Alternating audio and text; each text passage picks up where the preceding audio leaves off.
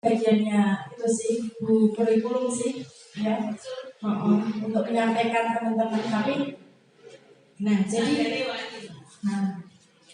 jadi ini kerangka dasar kurikulum di Merdeka Belajar itu adalah ditetapkan oleh pemerintah pusat dengan mengacu pada tujuan pendidikan nasional.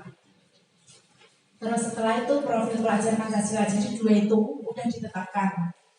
Nah setelah itu standar kompetensi lulusan itu juga udah kan. Nah standar isi ya biasa ini ya Bu ya. Terus yang terbaru tuh ini loh Bapak Ibu, capaian pembelajaran. Kalau dulu bunyinya adalah KIKJ gitu loh. Nah gitu KI terus pembelajaran kan. Nah seperti itu. Jadi fleksibel dan dinamis. Jadi itu kuncinya. Kurikulum Merdeka ini adalah fleksibel dan dinamis. Jadi dia bisa berubah kapan saja mengikuti keadaan lingkungan di mana madrasah itu berada. Ya, kearifan lokal di tempat kurikulum itu dijalankan.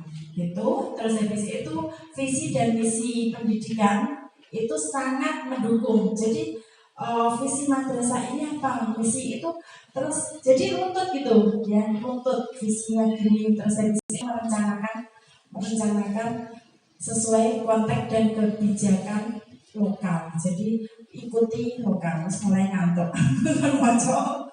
Ayo siapa yang mau sebentar? Sekarang ikuti apa yang saya ucapkan ya.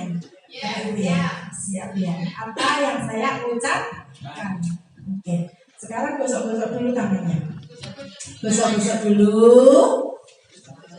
Gosok-gosok dulu. Itu maksudnya enggak ada mati.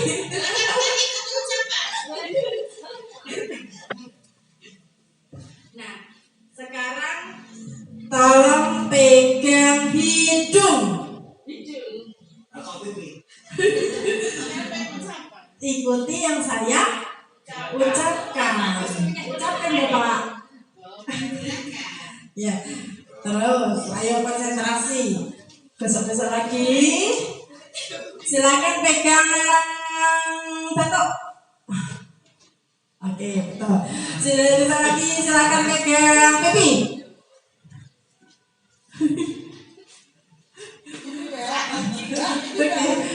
Besok-besok lagi silakan pegang rambut.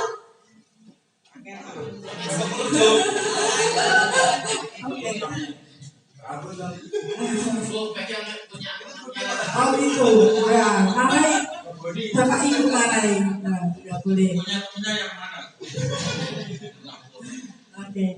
Oke ya, itu ya. Jadi ini adalah sekelompok bagaimana kurikulum Merdeka itu. Jadi hampir sama sih, hampir sama ya. Yang penting tuh kuncinya itu loh tadi loh Bapak Ibu. Kita mengajar murid itu berbeda-beda, ya berbeda-beda. Kita nggak bisa menyamakan. Alhamdulillah. Yang kita nggak bisa menyamakan semuanya itu sama, ya. Ibaratnya ya, misalkan kok nanti sih ada gambarnya. Ibaratnya kok di sekolah alam misalkan, di situ ada guru hewan. Ya, meskipun ini perumpamaannya ya, kok harusnya sih nggak bisa, tapi misalkan ada, maksudnya di situ ada sekolah yang belajar itu hewan gitu loh, ya. Terus habis itu ada monyet, ada gajah, terus ada ikan, ya kan, terus ada jerapah. Nah, mereka diperintahkan dengan hal yang sama. Silahkan memanjat pohon itu. Pasti yang akan nilainya yang baik yang mana? Monyet. Apalagi ikan, ya, gitu. Jadi kuncinya di sini, ya. Jadi kurikulum apa aja, ya, apa saja nanti coba keputusannya kan nanti 2024 kan, kurikulum tersebut baru dijalankan kan. Ini adalah sekolah pilihan atau madrasah pilihan yang menjalankan itu. Terus baru dijalankan itu oleh semuanya adalah, dan itu pun nanti keputusannya di 2024 Bapak Ibu. Nah, betul. Nah, maka dari itu ya, makanya kalau nggak gitu kan nggak ngeluarin dana ya Bapak Ibu. Nah, nanti nggak keluar. Nah, maka dari itu kunci utamanya adalah itu tadi loh, guru itu menyadari bahwa murid kita itu berbeda, nggak boleh disamakan, ya meskipun apa itu sekarang memang ganti nama gitu kan, kita nggak ngutip gitu itu ganti nama ya, tapi memang nyatanya gitu, kalau gurunya nggak berubah, gurunya tetap ngajar buku ya, dia pamol awet dulu sampai sekarang ya, sampai wis apa ngoten toh. Nah terus penulis CTL ya, pembelajaran CTL catat langsung CTL catat tulis tinggal lunga ngoten. Oh tinggal lunga ya, lupa aku catat tinggal lunga. CTL itu catat tinggal lunga, gurunya gitu ya, nggak ada akan berubah gitu. Jadi pokoknya pokoknya saya belajar kurikulum, merasakan perjalanan kurikulum meskipun baru dari 2006 sampai sekarang itu isinya ya gurunya sama aja, tapi kalau gurunya nggak resah dengan keadaan, jadi kumpulan KGBN itu di sana itu memang guru-guru yang resah ngajar kok anggapnya ini terus gimana. Terus habis itu apalagi kalau udah sertifikasi wes jamnya wes cukup, kira wes cukup, wes makna cair, wes males belajar toh. Nah gitu. Jadi kok sampai kita kok hanya diem menikmati itu saja, diam diri, nggak ada perubahan. Padahal tujuan sertifikasi itu kan demi kemajuan kan, kemajuan perubahan lebih baik. Nah itu harusnya resah, harusnya punya resah. Aku kok orang tambah senang kalau guru-guru liya untuk menambah keilmuan gitu kan. Nah itu akan sia-sia gitu ya. Jadi kita harus memiliki jiwa seperti itu ya. Belajar apa aja, pokoknya belajar apa saja. Terus kalau kita bisa bawa pulang ya udah, kita aplikasikan, kita ATM BCA kan ke kelas kita gitu Bapak Ibu ya. Kalau udah ada plesetannya sih ya Bapak Ibu ya. Kalau itu CP itu sebagai KD ya. Terus habis itu ATP sebagai indikator. Terus habis itu modul ajar sebagai RPP. Ya, jadi gitu. Yang penting itu dalam hati Bapak Ibu. Ya, arep hukum makanya tadi 2024 disepakati. Ternyata nanti ganti presiden, kita nggak tahu kelanjutannya. Yang penting kunci pokoknya pelajar sepanjang hayat itu kita masukkan ke murid kita dan buat kita sendiri. Itu kuncinya. Ya. Nah ini Bapak Ibu, jadi di situ ada kurikulum operasional, ya, capaian pembelajaran, terus setelah itu tujuan pembelajaran, terus alur tujuan pembelajaran tuh indikator, ya, indikator. Bapak Ibu itu kan ada IPK, nah IPK pasti yang sudah mengajar gampang tuh membuat alur tujuan pembelajaran tahu. Misalkan ya materi kalau matematika itu misalkan penjumlahan gitu ya, atau perkalian, karena perkalian sebelum ke perkalian murid harus tahu apa dulu? Penjumlahan pasti harus tahu, ya kan? Padahal karena perkalian itu adalah penjumlahan yang berulang. Nah gitu. Jadi alur tujuan pembelajaran dari sana. Terus setelah itu modul ajar adalah RPP-nya, ya gitu. Nah ini dibuat secara mandiri, tidak hanya copy paste karena murid sana dan sini berbeda, ya. Gampang tak? Biasanya kalau sini saya percaya sih buat sendiri ya, Bu Ami ya. Ya, nggak ada yang buat. Apa punya asisten? Nah, ini saya akan memberikan yaitu ini konsep backward design ya, agar mempermudah Bapak Ibu dalam membuat modul ajar, alur tujuan pembelajaran yang sesuai dengan kurikulum operasional. Nah, ini. Jadi ada dua desain ini saling berlawanan ya. Jadi ada forward design sama backward design. Yang pertama, jadi seperti pas ketika kita membuat tesis atau membuat skripsi gitu Bapak Ibu, mesti kadang paling mudah gawe apa dhisik? Simpulan sih. Ya, nah ini ibarat itu ya.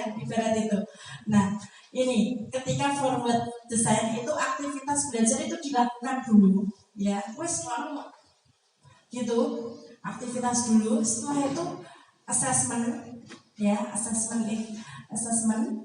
Terus setelah itu tujuan pembelajaran. Nah, sedangkan backward design itu tujuan pembelajaran dulu, assessment baru aktivitas. Kalau Bapak Ibu yang mana melakukan biasanya yang mana dulu?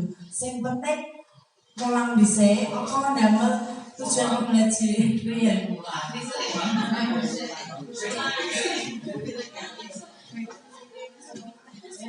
Melakukan aktivitas dulu, assessmentnya sambil melakukan.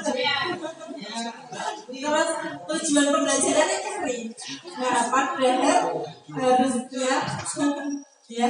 Jadi ini adalah miskonsepsi bahwa belajar adalah aktivitas ya, yang sebelah sini. Terus padahal pembelajaran adalah pertimbangan yang cermat terhadap makna aktivitasnya ya.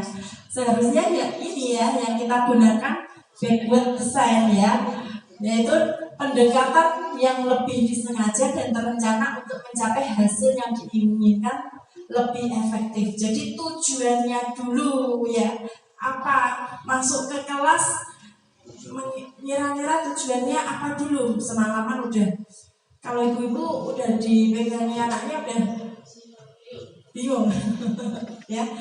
Makanya nanti kan jamnya kan lebih sedikit kan di kurikulum Merdeka. Nah, itu digunakan lebihnya itu untuk merencanakan selanjutnya gitu. Jadi kayak guru TK itu loh ya. Kalau TK kan ada ya, mesti siangnya itu ngambil laporan hari ini, refleksi sama besok. Nah, andai dilakukan seperti itu terus, dan itu sudah budaya di madrasah sini. Nanti guru pun ringan, pulang udah nggak mikir tugas madrasah gitu. Jadi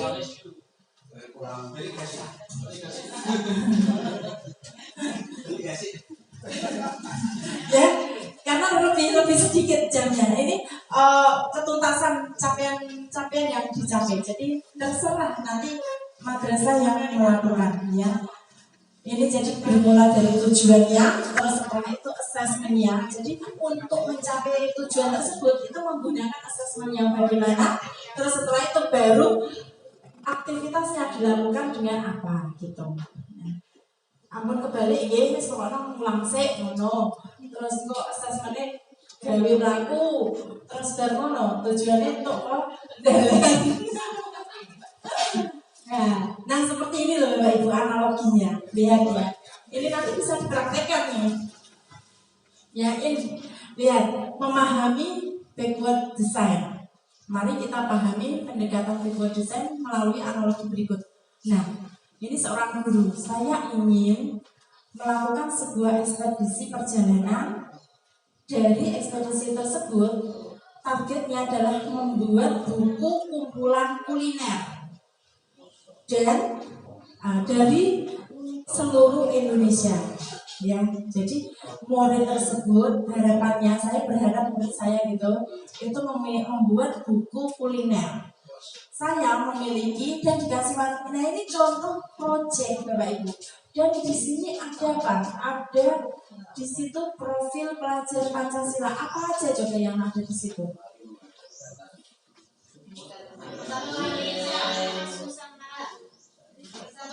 Persatuan ke kebinekaan, ya, kebinekaan juga berbeda-beda. Nah, nanti Bapak Ibu juga bisa silakan diadaptasi di apa itu di ATM kan di kelas Bapak Ibu tentang apa gitu. Nah, dari 6 bulan dan menyelesaikan dan menerbitkan buku tersebut bisa berupa buku atau video. Mungkin anak kan beda kan, anaknya beda. Jadi membuat asesmennya, membuat targetnya itu nggak sama, jangan dibuat sama satu saja, jangan. Jenengan gambar yang banyak. Jadi mereka biar bisa memilih. Dia suka membuat buku, ya udah buku. Dia suka membuat video atau nyanyian mungkin, nah boleh ya. Jadi ini salah satu contohnya. Terus, nah 3 tahapannya yaitu yang pertama identifikasi hasil yang diinginkan. Tadi kan yang diinginkan adalah murid mengumpulkan foto kuliner di seluruh Nusantara, makanan di seluruh Nusantara. Terus habis itu menentukan bukti dan asesmennya. Buktinya ya buku tersebut. Nah, buktinya buku tersebut atau buktinya video tersebut atau lagu tersebut gitu kan. Nah, itu terus yang setelah itu merencanakan tahapan kegiatan pembelajaran. Nah, baru tahapannya gimana direncanakan. Jadi prosesnya gitu. Jadi pas ketika kita membaca capaian, kira-kira apalah contoh misalkan kalau di MI apa ini? Ambil aja contoh nanti biar malah mudah loh, biar dibuat praktek loh. Kita kupas di sini.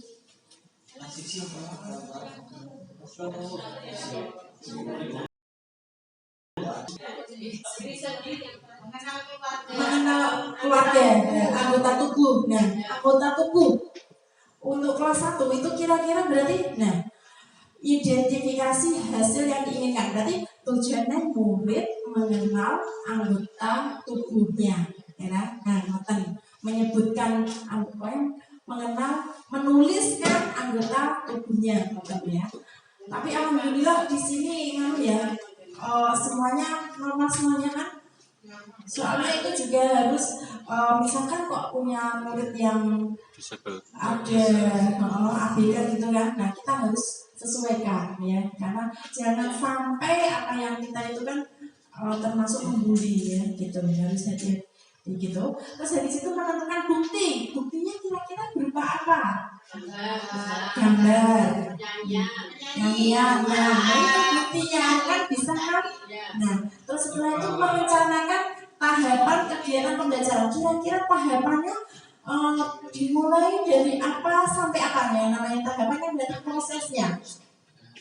Tahapannya apa aja? Guru mempraktekkan, melihatkan, ya, mengenalkan melalui sebuah gambar misalkan atau sebuah video atau nah gitu. Nah seperti itu. Ini adalah, nah ini Ibu itu yang tahapan itu menjadi alur tujuan tadi, ya. Terus habis itu bukti asesmennya yang berupa tadi itu sudah menjadi asesmennya. Nah, terus habis itu identifikasi hasil yang diingat itu sebuah tujuan, sahabat semuanya, ya kan? Nah, itu tujuan, terus habis itu asesmennya, terus alur tujuan pembelajaran. Nah, saya fase yang lain cari sendiri dulu ya nanti. Nah, gitu. Itu udah dapat tuh, udah lengkap toh, udah ada tujuan pembelajaran. CP-nya mesti wonten gitu.